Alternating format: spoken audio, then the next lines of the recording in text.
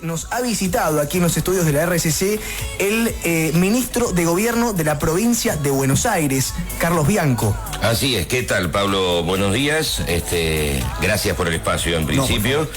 Y bueno, le vamos a dar la bienvenida a Carlos. ¿Cómo va? Buen día. ¿Qué tal? Buen día. Muy contento de estar Puedo acá. llamarte Carly, ¿no? Como sí, todo Carly, el mundo. Todo el mundo me dice Carly. Por eso. Muy contento porque llegué ayer y salió el sol a la tarde, así que estuve caminando un poquito por la playa y bueno, hoy está hermoso hoy. ¿Solés venir a Claromecón? ¿No es la primera vez? No es la primera vez. He venido, sí, 3 o 4 veces seguro. En general yo no me tomo vacaciones formalmente, digamos, desde que estoy en el gobierno, ¿no? Hace 6 años, nunca me tomé vacaciones, pero ando recorriendo mucho las zonas costeras. De hecho, ahora el miércoles tengo que ir a Mar del Plata por varias actividades que se hacen allá y bueno, también el gobernador, el ministro de Producción, tienen durante todo el verano organizadas una serie de conferencias de verano y reuniones con sectores vinculados al turismo para monitorear cómo viene la temporada. Y el gobernador nos mandó a todos a recorrer, así que en eso estamos ahora por acá. Van pocos días de temporada alta, pero ¿cómo lo ve? ¿Cómo lo ves vos? ¿Cómo lo ve la provincia? Mira, estábamos viendo que las reservas están un poquito más abajo que el año pasado, que no había sido un buen año. Se ve igual bastante movimiento de gente. Como mate, sí. Sí, por supuesto. Lo que está muy caído es el consumo. La gente en general sale de vacaciones, sobre todo el que tiene casa, etcétera, pero después sale poco a comer, sale poco al teatro, bueno, en los lugares donde hay teatro de temporada, etcétera. O sea que bueno, nosotros tratando de implementar las mejores herramientas para fortalecer la temporada, por ejemplo, hicimos específicamente este año unos créditos del Banco Provincia a sola firma que se gestionan directamente por cuenta DNI de hasta 2 millones de pesos, créditos para irte de vacaciones, que es muy sencillo y bueno, con eso la gente se puede tomar unos días y después lo va pagando con el tiempo. O sea que sí, varias cuestiones y también bueno, muchas actividades culturales gratuitas y de bajo costo que estamos haciendo, sobre todo en la zona de la costa atlántica, bueno, en la zona Partido de la Costa, Gesell, Mar del Plata. Bueno, de hecho, etcétera. Hoy tenemos un espectáculo del Instituto Cultural de la provincia, en coincidencia con la caravana de Reyes Magos. Sí, así es, me comentaban ayer. Así que eso, tratando en un contexto económico bastante difícil que tiene la Argentina, tratando de fortalecer la temporada con las herramientas que tiene el gobierno provincial. La opción Brasil, nosotros siempre decimos, suena como tentadora, tampoco es tan fácil, porque tenés que irte hasta ahí. Sí, lo que no se puede hacer es juzgar a la gente por dónde decide su destino de vacaciones. No, claro que no, eso no se puede juzgar. Lo que sí hay que hacer, y eso lamentablemente no lo hace el gobierno nacional, ahora recién estaba viendo una nota que es temporada récord en Punta del Este por los argentinos. Sí. Lo que sí tiene que hacer el gobierno nacional es establecer medidas que favorezcan el turismo en la Argentina, cosa que no ha hecho. Y no solo eso, el otro día Federico Sturzenegger, el ministro de Regulación, festejaba y llamaba héroes de la producción nacional, los llamó héroes de la producción nacional a los argentinos que se van de vacaciones al exterior. Repito, yo no estoy cuestionando la libertad que tiene la gente de tomar vacaciones en donde quiera, pero de ahí a comparar eso con héroes de la producción nacional, supuestamente porque como eso genera una salida de dólares para equilibrar la balanza, la cuenta corriente, habría que aumentar la producción nacional, cosa que no pasa, o sea, pasa solamente, probablemente en el capítulo 1 de un libro de microeconomía, que es lo que seguramente hayan estudiado tanto Milei como Sturzenegger a esta altura de las cosas, y pasa en la cabeza de ellos, después no pasa en la realidad. No es que porque hay muchos argentinos saliendo a gastar dólares, después aumenta la producción que genera dólares en Argentina, porque está pasando exactamente lo contrario. Hoy en día, yo lo he hecho durante todos los lunes que hacemos conferencias, todos los lunes yo repasaba las fábricas que cerraron en toda la Argentina, los empleos que se perdían en Argentina. O sea que no tiene que ver una cosa con la otra. Lo que yo digo es, más allá de la libertad que tiene la gente de decidir dónde veranear, nosotros tenemos lugares hermosos en la provincia de Buenos Aires. De hecho es el principal destino turístico de la Argentina, la principal provincia turística es la provincia de Buenos Aires. Sí, sin ninguna duda. 9 millones de turistas, 10 millones de turistas por temporada, dependiendo cuán buena, cuán mala sea esa temporada. Lo que a mí me preocupa, a diferencia de lo que nosotros hacemos con las herramientas limitadas que tiene un gobierno provincial, es que el gobierno nacional, el ministro, el secretario de Turismo, en este caso Daniel Scioli, no haya establecido ninguna política que favorezca el turismo en la Argentina. ¿no? Habiendo sido gobernador. Claro, y además tenemos un déficit muy, muy grande de la balanza turística, lo que se llama. Muchísimos turistas argentinos que van al exterior, pero cada vez menos que vienen a la Argentina. ¿Por qué es eso? ¿Porque no tenemos atracciones para los turistas internacionales? No, porque está caro. Porque está muy caro. Y eso tiene que ver con la política económica del gobierno nacional. Así que, pero bueno, más allá de eso, nosotros trabajando en toda la provincia para que sea, como dice el gobernador siempre, la mejor temporada posible. Correcto. Carlos, el tema presupuestario que tocaste aquí es como el gran tema, ¿no? Sí. Mira, hubo muchas discusiones hacia fin de año, tanto a nivel nacional como provincial respecto al presupuesto. Nosotros, por primera vez desde que está Milei, no tuvimos 2 años presupuesto propio. Por primera vez desde que llegó Milei pudimos aprobar en la legislatura nuestro presupuesto, nuestra ley fiscal impositiva que actualiza básicamente los montos de los impuestos provinciales y una ley de financiamiento que nos permite generar los recursos a lo largo del año que nos sirven a nosotros para ir pagando los vencimientos de una deuda que heredamos del gobierno anterior, del gobierno de Vidal, y que obviamente hay que honrar esas deudas, por eso nosotros necesitábamos ese financiamiento. Y después ese financiamiento para hacer algo que tampoco hace el gobierno nacional, que es obra pública.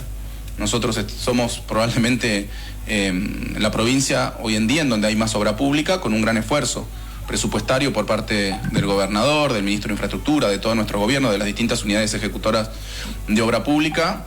Se puede ver, no con la intensidad, lamentablemente, que tenía la obra pública en la provincia de Buenos Aires hasta el año 2023, en donde el gobierno nacional ejecutaba mucha obra pública, el gobierno provincial tenía muchísimos más recursos para obra pública y los gobiernos municipales también hacían sus pequeñas obras en los municipios. Ahora todo eso se ha visto bastante dañado porque el gobierno nacional dejó de hacer obra pública directamente. Acá en la provincia de Buenos Aires se abandonaron 1000 obras públicas nacionales que estaban en ejecución, se abandonaron por completo. Nosotros hoy, por los recortes que nos llevó adelante el gobierno nacional, tenemos mucho menos recursos para hacer obra nacional, estamos al 30% de lo que hacíamos más o menos en 2023 y obviamente lo mismo le pasa a los municipios, que con la crisis económica, la recesión, se le reducen los recursos de coparticipación, de recaudación propia y por lo tanto tienen, una vez que pagan salarios, pagan aguinaldo, pagan los gastos de mantenimiento de los hospitales, etcétera, le quedan muy pocos recursos para hacer obra pública. Pero bueno, nosotros, como lo dijo el gobernador, cada peso, una vez que pagamos salarios, una vez que pagamos los vencimientos de deuda, una vez que pagamos el mantenimiento de las escuelas, de los hospitales, de los distintos edificios públicos, cada peso de eso que sobra va directo a obra pública, directo a obra pública. La semana pasada el secretario de Hacienda de la Municipalidad de Tres Arroyos dio un dato muy significativo. Dijo que en 2 años que lleva el gobierno comunal, desde 2023 a la fecha, recibió 3,5 millones de pesos de la Nación. Sí.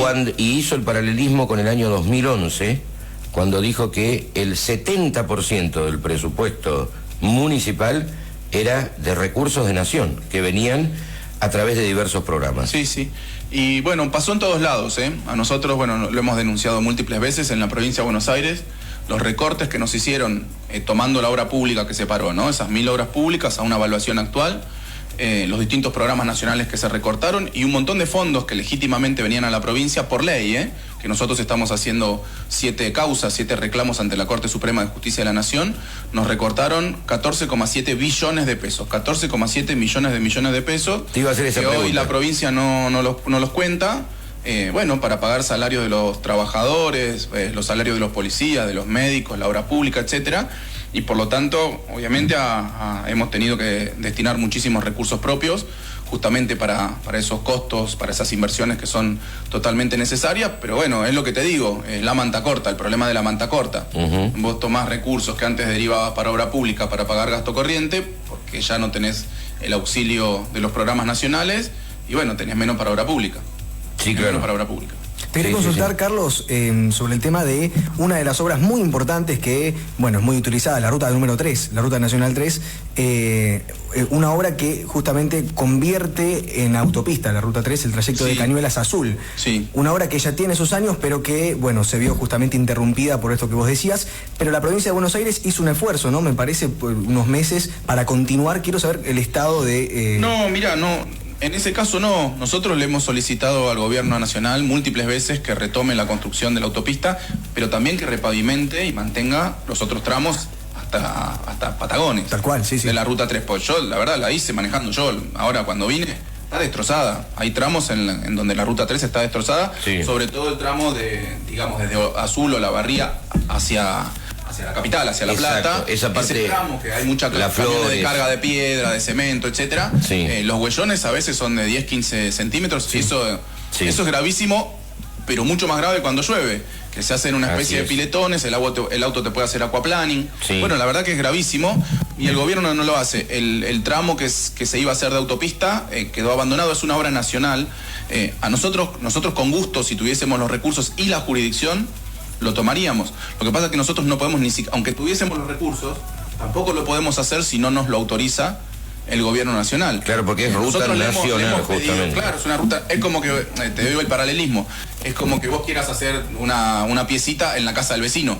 Sí. Si el gobernador dice, bueno, vamos a repavimentar la ruta 3, es un delito, es como que está haciendo la casita en el fondo del vecino. O el municipio repavimentar a la 73, es ruta provincial, la que viene acá a Claromecó. Sí, que yo entré por acá, está muy linda, muy linda de hecho. Esa es una obra que se hizo en 2022. Claro, está impecable, la verdad que... 21 22, ¿no?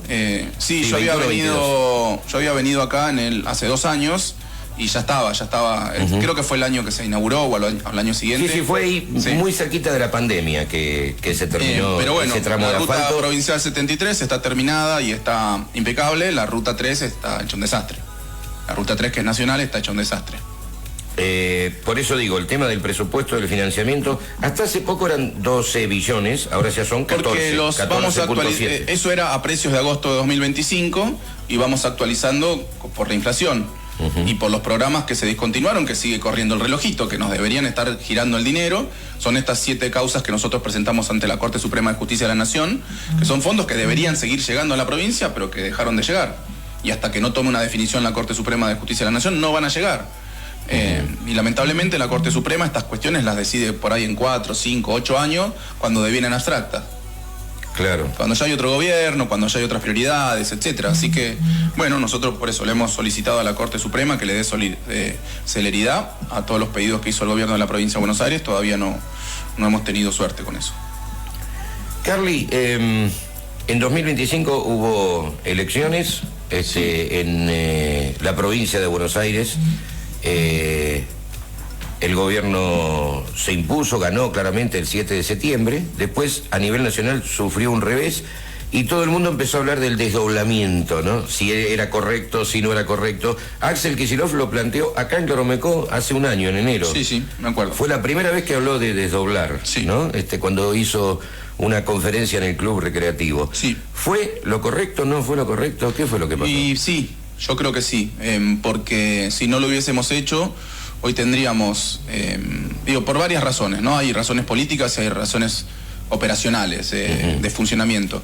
Lo dijo siempre el gobernador, no desdoblar a partir de la normativa que estaba vigente de cómo se deberían haber hecho las elecciones. Si no se desdoblaba, iba a ser muy complejo y muy difícil hacer la elección en la provincia de Buenos Aires, porque como todos saben, se iban a tener que hacer 2 elecciones el mismo día, con 2 urnas distintas, con 2 tipos de boletas distintas, la boleta tradicional, digamos, la boleta partidaria, más la boleta por un lado, única más la boleta única, que además implicaba que el proceso, de acuerdo a cómo están establecidas las leyes electorales, las autoridades de mesa, en el caso de la boleta única papel, tenían que estar mirando al elector que estaba detrás de una cabina, en donde lo habrán visto porque ¿Cómo pasó? ¿Cómo ocurrió? Tenían que estar a la vista, pero para la elección con boleta partidaria, como todos sabemos, tiene que haber un cuarto oscuro. Claro. O sea que era imposible la logística de que las autoridades estén al mismo tiempo mirando y no mirando a la gente que está votando una cosa o la otra. Sí. O sea que hubiese sido realmente... Claro. A mí me lo han confesado inclusive autoridades nacionales vinculadas con la organización del proceso legislativo, me lo han dicho. Me dijeron abiertamente, si se hacían las 2 juntas no se podían hacer. No hubiese sido autoridades caótico. Nacionales, no estoy diciendo provinciales, estoy diciendo autoridades nacionales. Sí, autoridades nacionales. Y se habló mucho de eso. O sea que por una cuestión, el gobernador tiene la responsabilidad de asegurar en democracia que las elecciones salgan correctamente. Por eso se tomó esa decisión. En términos de resultados, y yo te digo, si se hubieran juntado las elecciones, si se hubieran unificado las elecciones, probablemente el resultado general hubiese sido muy parecido al de octubre más que al de septiembre.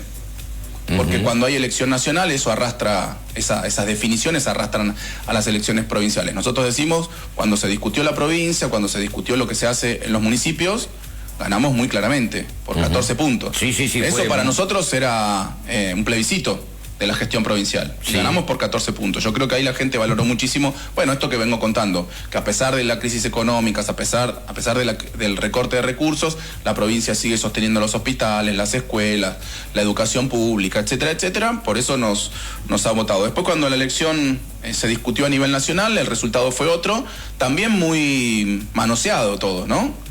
Con inclusive un Trump que hoy ya directamente secuestra presidentes, en ese momento amenazando a la Argentina que si no ganaba Milei no le daba la plata, los 20.000 millones de dólares para que pueda afrontar los vencimientos de deuda, para que pueda sostener el tipo de cambio. O sea, generó una sensación de pánico. Te lo dicen sobre todo, mira, lo hablé mucho con pequeños empresarios, con comerciantes que les está yendo mal con Milei, pero que por miedo a lo que podía suceder al otro día de las elecciones terminaron votando a Milei.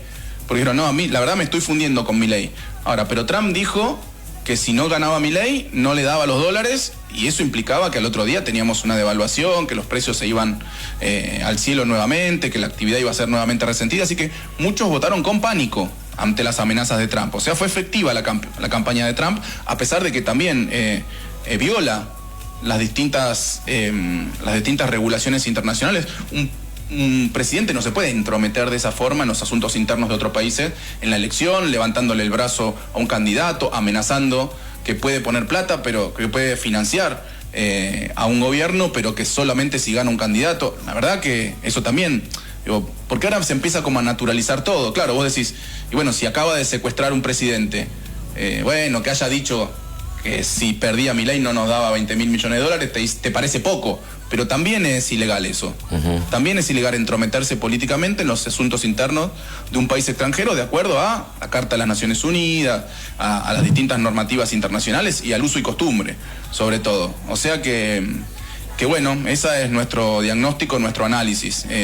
Y te digo, a nivel provincial, a nivel municipal, si no desdoblábamos y no hubiésemos tenido la cantidad de legisladores que hoy tenemos de nuestra fuerza política en la legislatura de la provincia de Buenos Aires, que por primera vez desde que está el gobernador Kicillof tenemos nuestra fuerza tiene quórum propio y mayoría propia en el Senado, cosa que todavía no había sucedido durante estos años. Seguramente muchos de los consejos deliberantes, hoy los intendentes no tendrían la mayoría necesaria como para poder, de nuestra fuerza política, la mayoría necesaria como para poder trabajar tranquilamente.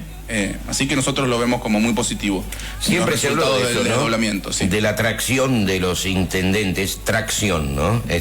Sí. Aquí el intendente y su fuerza política también obtuvo en septiembre un importante triunfo. Sí, lo sé.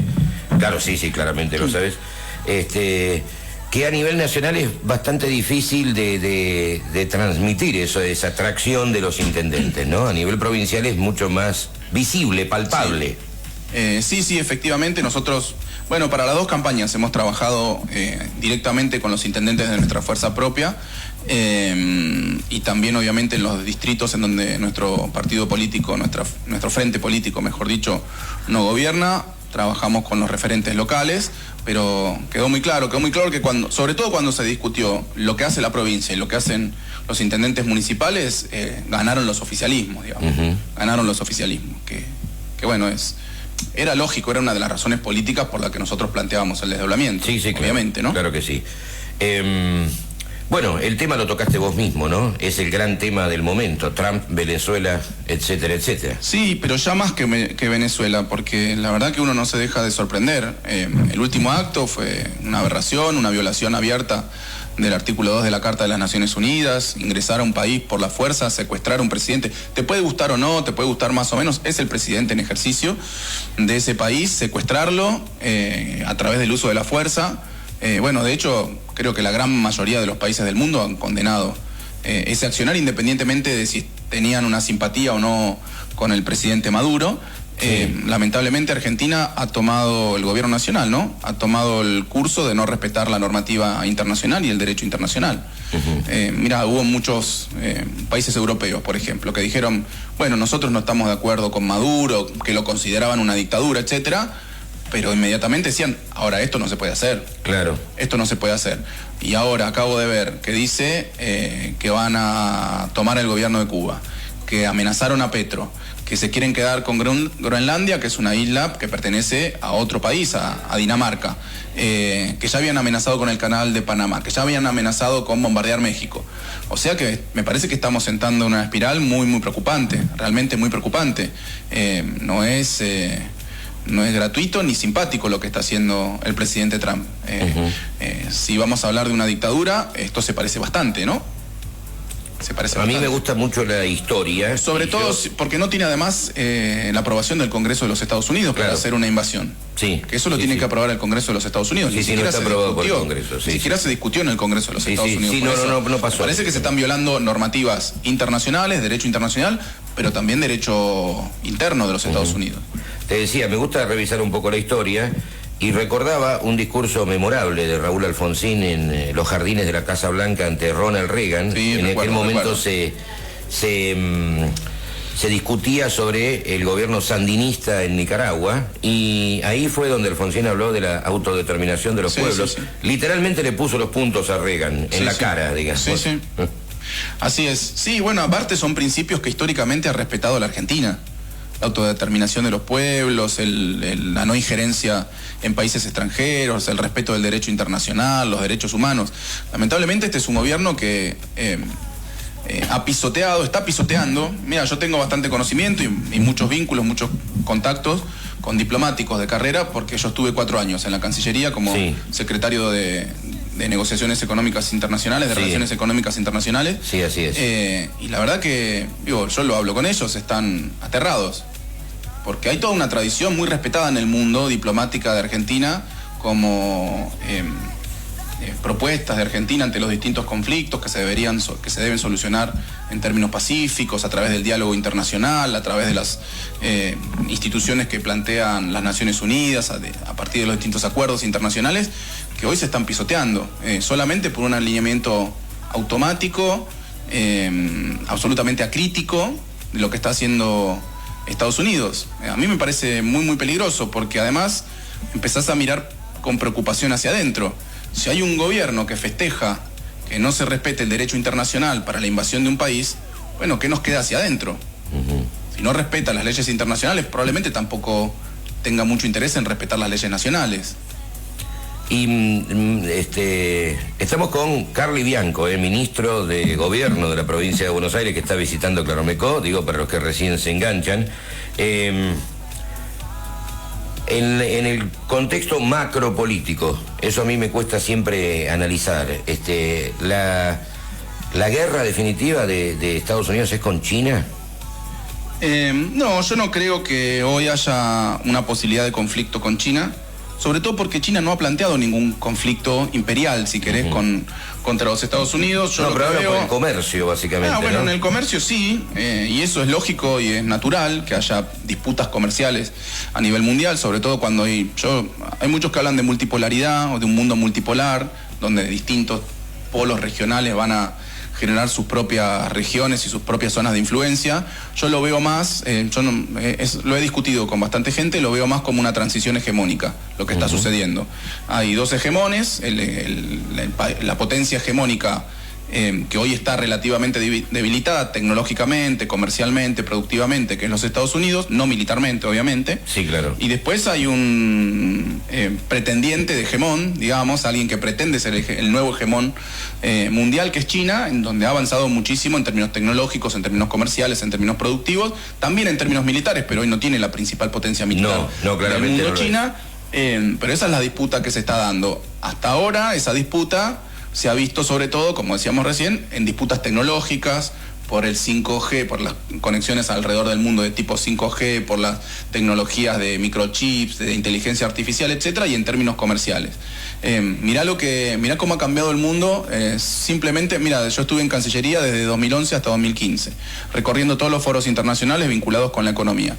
el principal discurso a favor del libre comercio en ese momento siempre era de los Estados Unidos, sí, que hoy se ha transformado en el principal país proteccionista. Exacto. Del mundo, el Exacto. que dice hay que proteger nuestro trabajo, que aumenta los aranceles sin mucha explicación, por encima de toda la normativa internacional de la Organización Mundial del Comercio. Del famoso ALCA que proponía ahora, Bush, sí, y el no al ALCA que... Sí, y la globalización en general, ¿no? La apertura a nivel global en general. Exacto, ahora hoy Estados Unidos es el más proteccionista de ha cambiado absolutamente su posición, y el más librecambista es China. Hoy en todos los foros internacionales China es el que es verdad, promueve el libre comercio. ¿Por qué es eso? Un país comunista pasa a ser el librecambista. El librecambista. ¿Por qué es eso? Porque son la potencia comercial y productiva. Claro. A China le conviene el libre comercio porque es el más competitivo en tecnologías, en productos industriales, etc. Mientras China estuvo en un proceso de desarrollo industrial basado en su mercado interno, era proteccionista. Claro. Cuando se transforma en la potencia comercial, pasa a ser librecambista. Mira, lo mismo pasó con la Inglaterra de la Revolución Industrial, hasta que fue potencia, ahí pasó a ser librecambista. Lo mismo pasó con Estados Unidos durante el siglo XIX, primero fue fuertemente proteccionista, cuando se desarrolló industrialmente, empezó a hablar de libre cambio en los escenarios internacionales. Lo mismo pasó con la Alemania de segunda mitad del siglo XIX, lo mismo pasó con Japón de la primera mitad del siglo XX. O sea que hay un patrón común en los países que se desarrollan industrialmente, que primero son proteccionistas, desarrollan sus industrias nacientes, muchas veces a través de subsidios, de protecciones, y una vez que lograron la competitividad internacional, dicen, pero ahora quiero libre comercio. Bueno, el problema es que nosotros no lo pensemos en esos términos. Claro. No es juzgar a los que lo hicieron porque pragmáticamente estaban tratando de desarrollar su trabajo local, su industria local, etc. Ahora, que nosotros, siendo un país que hoy tiene muchísimos problemas de competitividad internacional por el tipo de cambio apreciado, seamos aperturistas y librecampistas, ese es el problema. Porque hoy nos están inundando de productos textiles, automóviles, autopartes, tecnología, etcétera, nos están inundando y nuestras empresas están fundiendo alimentos. Hoy Argentina importa alimentos. Siempre se dice, Argentina produce alimentos para 400 millones de personas, somos 40 y pico, no tendríamos que tener un excedente muy grande para exportación. Lo que está pasando hoy es que Argentina pasó a importar muchísimos alimentos elaborados, además, con valor agregado, desde Brasil, desde Estados Unidos, etcétera, cosas que antes nosotros éramos exportadores netos de ese tipo de productos. O sea que es muy preocupante en el ámbito comercial, en el ámbito productivo. Pero bueno, el gobierno de Milei ha decidido no proteger el trabajo nacional. De la misma forma que no protege el turismo nacional, no protege la industria nacional, no protege el trabajo nacional, no protege el desarrollo científico, tecnológico nacional, cuando le recorta los recursos a las instituciones científico-tecnológicas, cuando le recorta los recursos a las universidades. La verdad que es un gobierno que está planteando un modelo que yo le veo poca sustentabilidad, realmente poca sustentabilidad como para darle de comer a 47 millones de argentinos. Por ahí es un modelo que puede ser exitoso en un país de 5 millones de personas. Especializarse solamente en productos agropecuarios básicos sin valor agregado, en petróleo y gas y en minería, un país de 5 millones, de 10 millones de personas, podría ser un país exitoso, un país sustentable. Ahora tenemos 47, lo que tenemos que pensar es qué hacemos con esos 37, con esos 35, con esos 30 millones de personas que necesitan un trabajo. Bueno, Carlos, la verdad, no te quiero sacar más tiempo porque estás de vacaciones. Me encanta. Obviamente. No son necesariamente vacaciones, son recorridas. Sí, me quedo un par de días acá, después me voy para Mar del Plata y así todo el verano como con el gobernador.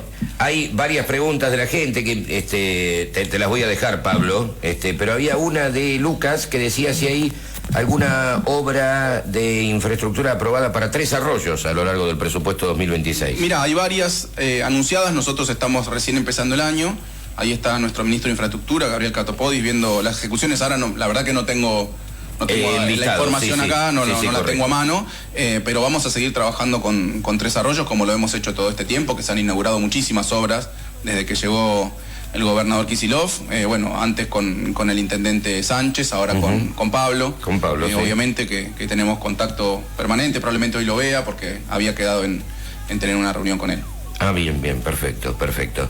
Bueno, te dejo el resto de los mensajes, Pablo, que por suerte son muchos, ¿no? Pero no lo queremos demorar, estamos en streaming también.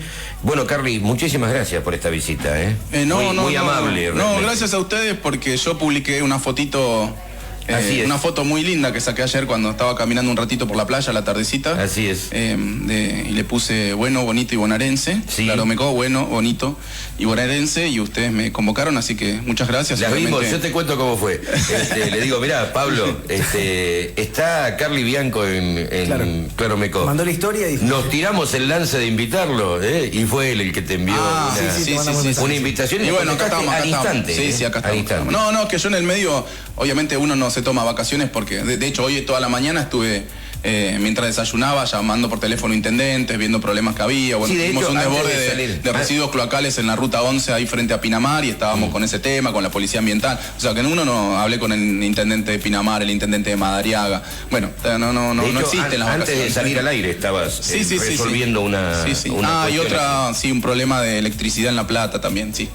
Varias Carlos, cosas. para cerrar nada más. Hoy comienza una nueva edición de Escuelas Abiertas en Verano. Sí. Aquí en la localidad de Campos, claro, acá en también, toda la provincia. sí. Me gustaría, Sí, en toda la provincia. Yo, por ejemplo, no conocía bien la propuesta, digamos, el programa. ¿De qué se trata para los que no sabemos muy bien? Sí, mira, se hace todos los años durante enero, sobre todo para aquellos pibas que no tienen los recursos como para irse de vacaciones, o que a veces tampoco tienen los recursos para pagarse una cuota social o una temporada de pileta. Bueno, abrimos las escuelas para que tengan actividades, para que estén contenidos durante el día. Son actividades que además fortalecen los procesos de aprendizaje, de sociabilización, fuera de la escuela, no fuera de la temporada escolar normal. Así que sí, todos los años se hace. Por eso tiene actividades pedagógicas, tiene actividades deportivas, tiene actividades lúdicas y de entretenimiento. Se hace en toda la provincia a través de la Dirección General de Cultura y Educación. Pero bueno, es eso una de las propuestas que establece la provincia, gratuitas obviamente, claro. Para los sectores que no tengan los recursos para poder tomar unas vacaciones. Bien. Muy bien. Muchas gracias, Carly. No, a ustedes, muchas gracias por la invitación, y bueno, ahora voy a ver si puedo bajar un ratito. Sí, claro que sí. Ahora que solucioné algunos de los problemas que me llegaron a la mañana, sí puedo caminar un ratito por la playa, que me encanta. Carly Bianco, ministro de Gobierno de la provincia de Buenos Aires, hoy aquí en la RCC. No les invado más el programa, chicos. Adelante con la mañana de la radio como siempre.